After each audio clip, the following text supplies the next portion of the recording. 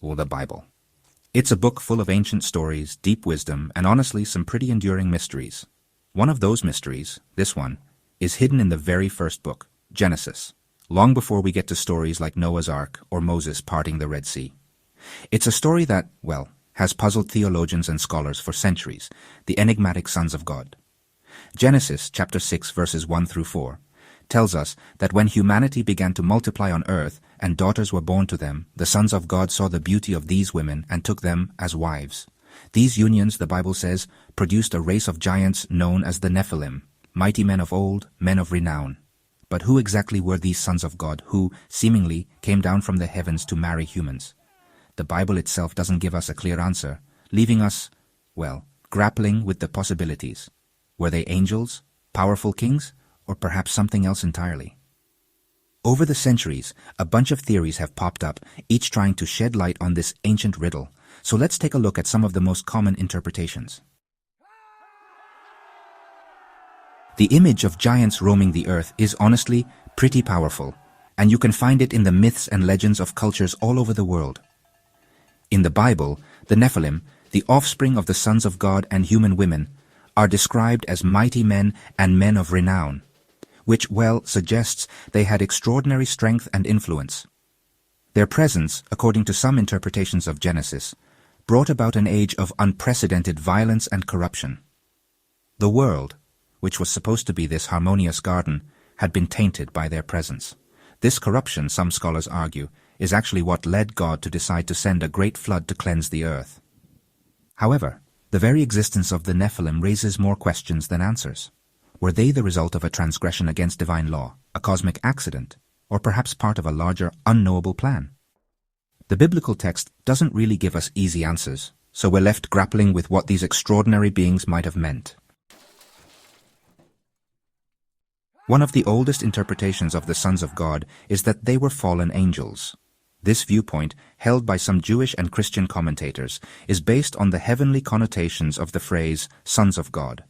Angels, divine messengers, were often thought to have supernatural powers and a special relationship with humanity. The Bible tells of several angelic visits, like Abraham's meeting with 3 strangers or the angel Gabriel's announcement to Mary. However, the idea of forbidden relationships between angels and humans suggests a crossing of divine boundaries. The book of Jude mentions angels who abandoned their home, which some link to the events of Genesis chapter 6.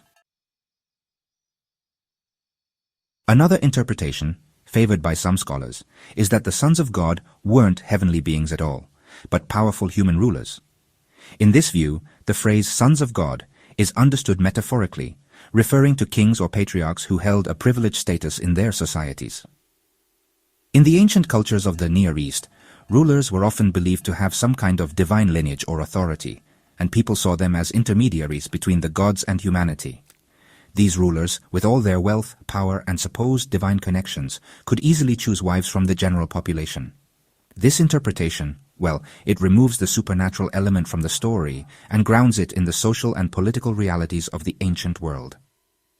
It suggests that the sons of God weren't angels, but powerful men who used their positions for personal gain, even if it meant defying social norms and jeopardizing the moral fabric of society.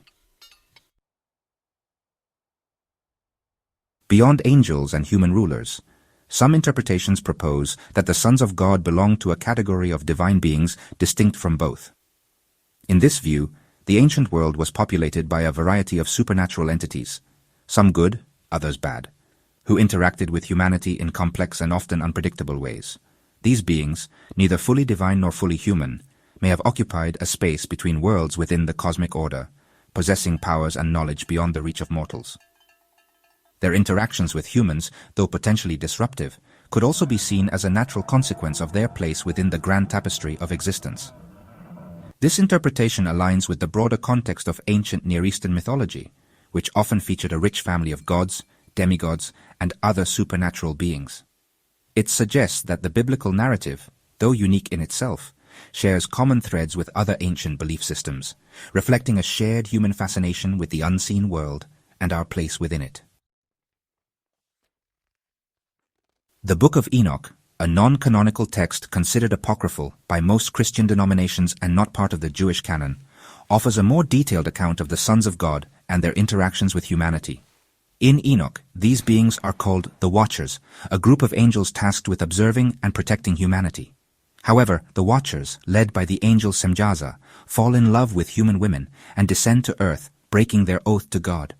They teach humans forbidden knowledge, including metallurgy, weaponry, and the arts of seduction, leading to widespread corruption and violence. The offspring of these unions are the Nephilim, described in Enoch as giants of immense size and wickedness. Their presence on earth causes an era of sin and depravity, culminating in God's decision to send a great flood to cleanse the world. Although not considered part of the biblical canon, the vivid account of the Watchers in the Book of Enoch has had a profound influence on religious thought and literature, shaping interpretations of Genesis chapter 6 and fueling the imagination for centuries.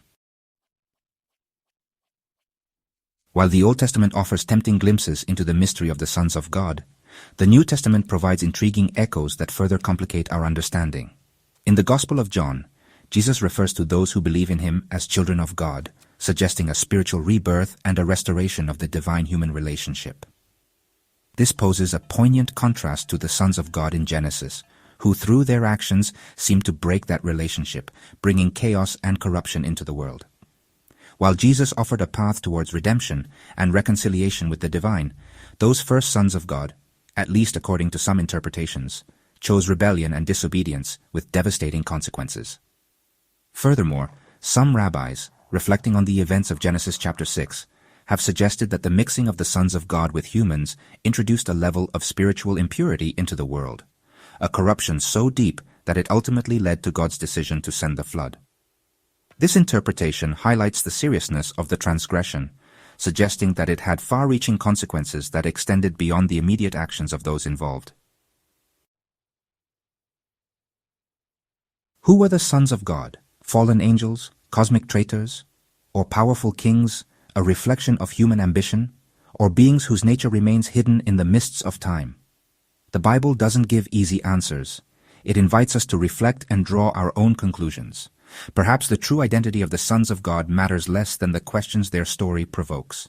The mystery remains, reminding us of the power of human imagination.